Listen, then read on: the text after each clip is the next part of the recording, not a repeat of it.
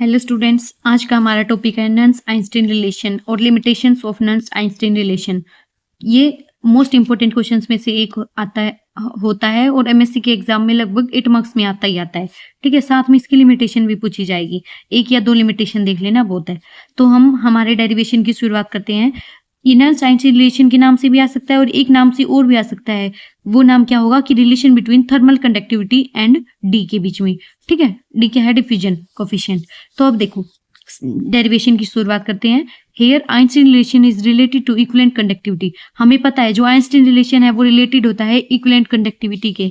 For Z plus Z minus valent electrolyte the equivalent conductivity is related to conventional mobility of ion.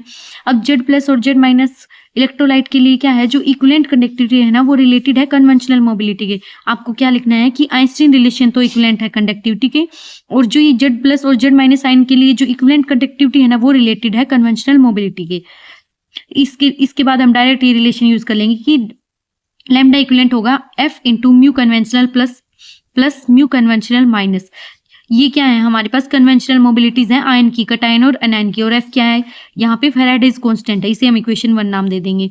ठीक है, आगे देखो अब क्या निकालना है हमें? अब हमें रिलेशन निकालना है म्यू कन्वेंशनल और म्यू एब्सोल्यूट के बीच। म्यू कन्वेंशनल क्या है? म्यू कन्वेंशनल मोबिलिटी है, ये कन्वेंशनल मोबिलिटी, ये है हमारी एब्सोल्यूट मोबिलिटी। ठीक है, तो हमें पता है कि म्यू कन्वेंशनल होता है mu epsilon not Z I E not. ठीक है, अब हमें कन्वेंशनल मोबिलिटी निकालनी है कटायन के लिए और अनायन के लिए। ठीक है, तो कन्वेंशनल अकेले की पता है तो प्लस चार्ज लगा देंगे और एक बार माइनस चार्ज लगा देंगे, अनायन कटायन और अनायन की आ जाएगी। तो the conventional mobilities of cation is mu conventional plus equal to mu epsilon naught plus into Z I E naught. कुछ नहीं करना, बस इस इक्वेशन में यहाँ पे प्लस लगा देना है, यहाँ पे प्लस लगा देना है, और अनायन के लिए यहाँ पे माइनस लगा देना है, यहाँ पे माइनस लगा देना है, Z I E naught as it is रखना है। ठीक है, ऐसे ही conventional mobilities of anion is mu conventional minus equal to mu epsilon naught minus into Z I E naught. अब हमारे पास कटायन और अनायन की कन्वेंशनल मोबिलिटीज आ गई हैं, तो हम इन्हें इक्वेशन 2 में पुट कर देंगे। Put the value of mu conventional plus and mu conventional minus in equation 1। Equation 1 में रखने के बाद हमारे पास क्या इक्वेशन आएगी? ये देखो, lambda equivalent equal to Z I E naught F into mu epsilon naught plus mu epsilon naught minus. ये हमारी इक्वेशन 3 नाम दे देंगे। अब हमें कंसीडर करना है रिलेशन डिफ्यूजन कोफिशिएंट के बीच में और एब्सोल्यूट मोबिलिटी के बीच में, जो रिलेशन होता है डी इक्वल टू म्यू के टी। ठीक है, जो कि हमारा आइंस्टीन रिलेशन से हमने पीछे की वीडियो में देख चुके हैं कि डी इक्वल टू म्यू के टी कैसे आता है। ठीक है, अब हम यहाँ पे डायरेक्ट रिजल्ट यूज करेंगे। इससे हम क्या करेंगे? म्यू की वैल्यू निकालेंगे, तो म्यू की वैल्यू क्या आ जाएगी? D by K T. तो यह लिखा हुआ है mu epsilon naught is equal to D by K T, ये आपको समझाने के लिए था। ठीक है, अब देखो म्यू एप्सिलॉन नॉट प्लस का चाहिए, म्यू एप्सिलॉन नॉट माइनस का चाहिए। ठीक है, यानी एब्सोल्यूट मोबिलिटी ऑफ कटायन चाहिए, एब्सोल्यूट मोबिलिटी ऑफ अनायन चाहिए। तो आप फर्दर आप इस एक्सपेंड कर सकते हैं कि now the absolute mobility of cation is given as and anion absolute mobility of anion is given as।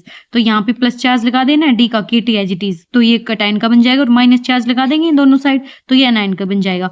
तो mu epsilon naught absolute plus equal to d plus upon के T, mu absolute minus d minus upon के T, ये cation के लिए, ये अनायन के लिए।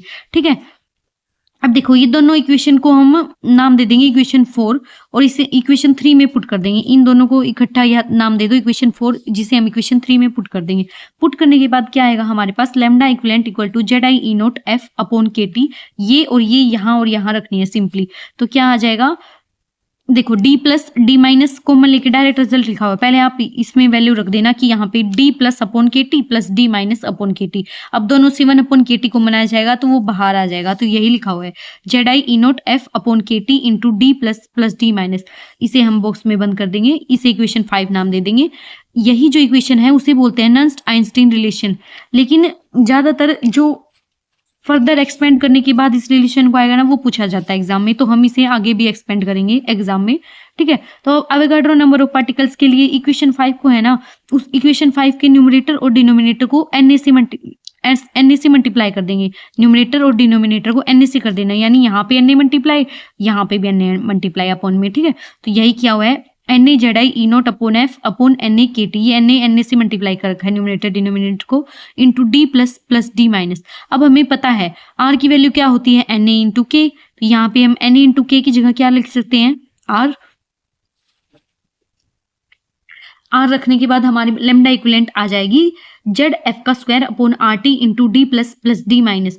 यहाँ पे जो एन ए ई नोट भी था, एक एन ए ई नोट क्या है, चार्ज ऑन 1 मोल है, जो कि 1 यूनिट है, जो किसकी इक्वल होगा, फैराडे की, तो जो कहलाएगा फैराडेज कांस्टेंट। हमारे पास लेमडा इक्विवेलेंट क्या आया था पीछे, लेमडा इक्विवेलेंट इक्वल टू, ये देखो, N A Z I E naught F upon N A K T था, N A Z I E naught F upon क्या था, एन ए के टी, ये था हमारे पास। तो अब ये जो जेड आई ई नोट है ना, वो कह रहा है कि 1 फैराडे की इक्वल है, यानी एफ की इक्वल है, तो एफ इंटू एफ, एफ का स्क्वायर, तो ये लिखा हुआ है lambda equivalent equal to Z F का square upon R T into D plus plus D minus. ठीक है, this is also known as Nernst Einstein equation. ये हमारी मेन है नर्न्स्ट आइंस्टीन इक्वेशन की। अगर डेरिवेशन पूछा जाए तो यहाँ तक ही करना है, अगर आपसे लिमिटेशन पूछ ली जाए तो एक लिमिटेशन भी लिख के आना है आपको। अब हम देख लेते हैं लिमिटेशंस ऑफ नर्न्स्ट आइंस्टीन रिलेशन। तो एग्जाम में अगर अकेला डेरिवेशन पूछा जाए तो डेरिवेशन तक ही करके आना है, लिमिटेशन नहीं लिखनी है। अगर स्पेशली पूछी जाए कि लिमिटेशन लिखो तो लिख के आनी है आपको। This selection does not hold good for the system where ion pair is possible. ये जो नर्न्स्ट आइंस्टीन रिलेशन है ना, ये मतलब होल्ड ट्रूली होल्ड नहीं करेगा, यानी उन सिस्टम पे अप्लाई नहीं होगा जहां पे आयन पेयर पॉसिबल है। क्यों नहीं अप्लाई हुआ, क्योंकि इलेक्ट्रिक फील्ड में फोर्स एग्जर्ट किया जाता है चार्ज पार्टिकल्स पे, लेकिन आयन पेयर तो इलेक्ट्रिकली न्यूट्रल होता है, तो ये फील ही नहीं करेगा इलेक्ट्रिक फील्ड को। तो क्या कहा जाएगा कि आयन पेयर है ना, वो पार्टिसिपेट ही नहीं करेगा कंडक्शन प्रोसेस में। ठीक है, यही बात लिखी हुई है। Because in an electric field, the force exerted only on charged particles, but the ion pair as whole is electrically neutral. It does not feel the electric field. Thus, ion pair not participate in conduction process. In ion pair system, the mobility calculated from diffusion coefficient. Ion pair अगर system होता है ना, तो उसमें mobility है ना, वो diffusion coefficient से calculate की जाती है, जो क्या होती है mu epsilon naught equal to d by kt, और वो इक्वल नहीं होगी जो मोबिलिटी कैलकुलेट की जाएगी ना इक्विवेलेंट कंडक्टिविटी से। ये क्या कहना चाह रहा है, जो आयन पेयर सिस्टम है अगर, तो उसकी मोबिलिटी कैलकुलेट की जाएगी डी की वैल्यू से, डिफ्यूजन कोफिशिएंट से, और जो डी की वैल्यू से जो आयन पेयर की एब्सोल्यूट मोबिलिटी है ना, वो इक्वल नहीं आएगी जो मोबिलिटी कैलकुलेट की जाएगी इक्विवेलेंट कंडक्टिविटी से। इक्विवेलेंट कंडक्टिविटी से भी करके दिखा देते हैं एक बार। तो म्यू हमें पता है, म्यू कन्वेंशनल क्या होता है, mu absolute Z I E naught, तो इससे हम म्यू एब्सोल्यूट की वैल्यू निकाल सकते हैं, म्यू कन्वेंशनल अपॉन जेड आई ई नोट, यही लिखा हुआ है। म्यू एब्सोल्यूट डैश लगा देते हैं ताकि ये पता चल जाए ये वो मोबिलिटी है जो कैलकुलेट की जाएगी इक्विवेलेंट कंडक्टिविटी से, और म्यू एब्सोल्यूट वाली वो मोबिलिटी है जो कैलकुलेट की गई है डिफ्यूजन कोफिशिएंट से। तो हमारे पास क्या आया, mu absolute equal to lambda equivalent F upon Z I E naught. तो ये वैल्यू हमारे पास म्यू डैश एब्सोल्यूट की क्या वैल्यू आई है, ये वाली, और म्यू एब्सोल्यूट की डी बाई के टी है। ये दोनों आपस में इक्वल नहीं है, तो यही बात कहा हुआ है कि ये दोनों इक्वल नहीं आती हैं। तो mu absolute not equal to mu dash absolute.